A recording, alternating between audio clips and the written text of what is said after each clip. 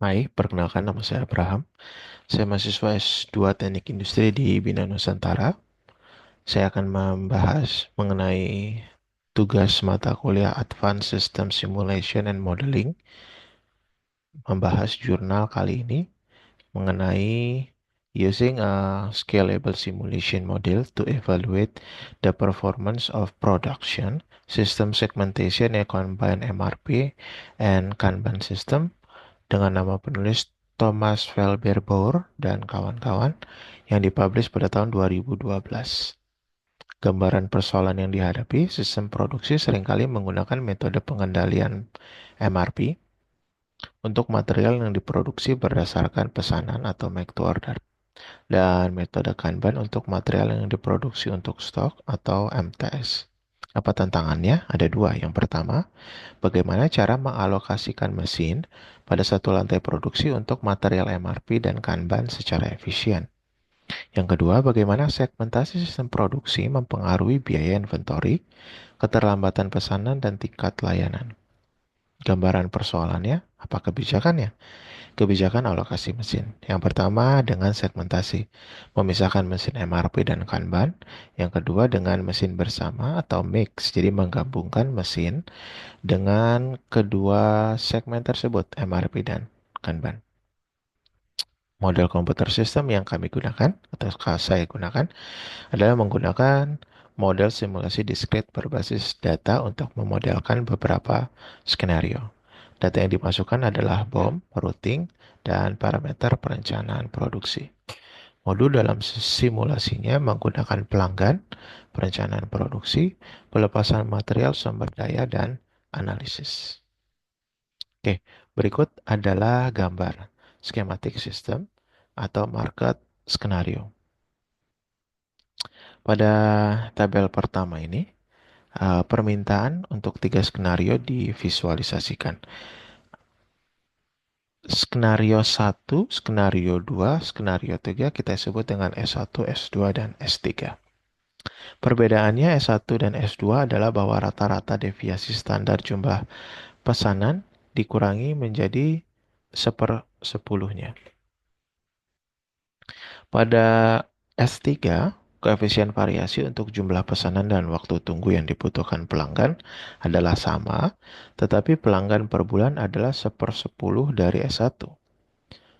Selain itu, jumlah rata-rata pesanan pelanggan dikurangi setengahnya untuk tetap mencapai tingkat layanan yang sesuai pada utilitas 85%.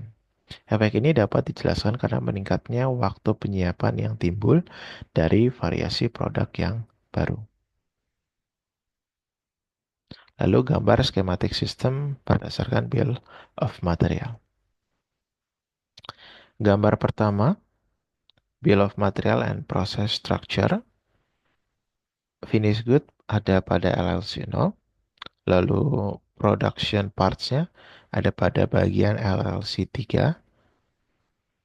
Gambar ini menunjukkan bill of material untuk skenario 4 item dan LLC. LLC menunjukkan level terendah pada BOM yang pernah digunakan oleh komponen tertentu. Ini dimulai dengan LLC 0, di mana semua item atau barang jadi disertakan.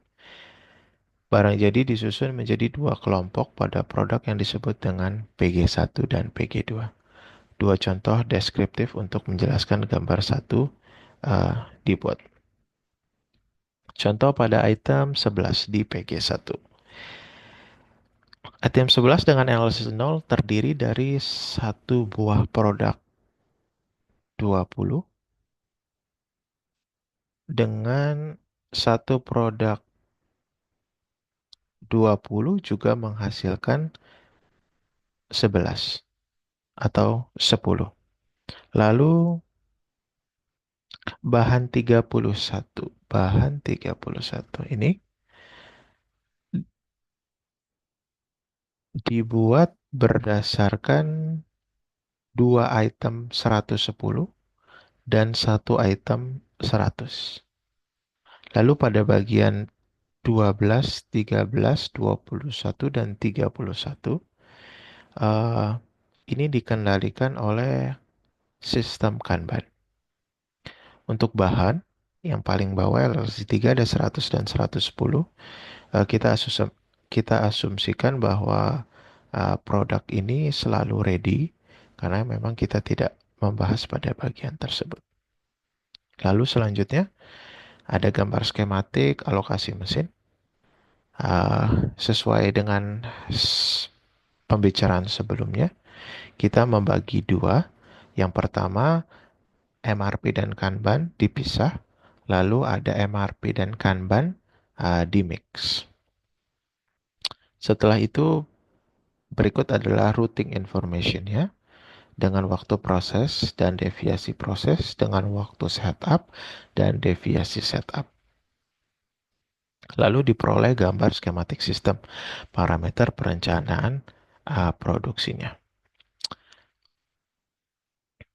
Seperti ini. Dalam studi pendahuluan untuk 3 skenario, parameter untuk 2 metode perencanaan MRP dan Kanban, serta pengaturan permintaan masing-masing telah ditentukan untuk mencapai tingkat layanan 95% dengan pemanfaatan sistem produksi 85%. Pada tabel 3 ini dan tabel 4 menunjukkan parameter yang berbeda dari perencanaan. Untuk perhitungan ukuran lot Kanban dan jumlah Kanban, kebijakan ukuran lot MRP yang ditetapkan adalah Fixed Order Period atau FOP. Hasil yang diperoleh. Temuan utamanya, pada tingkat utilitas tinggi, kebijakan segmentasi lebih efektif dalam mengurangi waktu pengaturan atau setup time. Pada tingkat utilitas yang sedang atau rendah, kebijakan grup mesin bersama memberikan kinerja lebih baik, termasuk dalam biaya inventory dan tingkat layanan. Dari indikator kinerja, biaya inventory lebih rendah untuk grup mesin bersama pada utilitasi rendah. Yang kedua, keterlambatan pesanan terjadi pengurangan pada kebijakan segmentasi untuk skenario dengan waktu pengaturan yang tinggi. Yang ketiga, tingkat layanan. Grup mesin bersama memiliki tingkat layanan lebih baik daripada permintaan yang bervariasi. Kesimpulannya, kebijakan alokasi mesin perlu disesuaikan dengan karakteristik permintaan dan tingkat utilitasi. Model simulasi memungkinkan analisis yang fleksibel untuk berbagai skenario produksi. Dari saya itu saja. Terima kasih.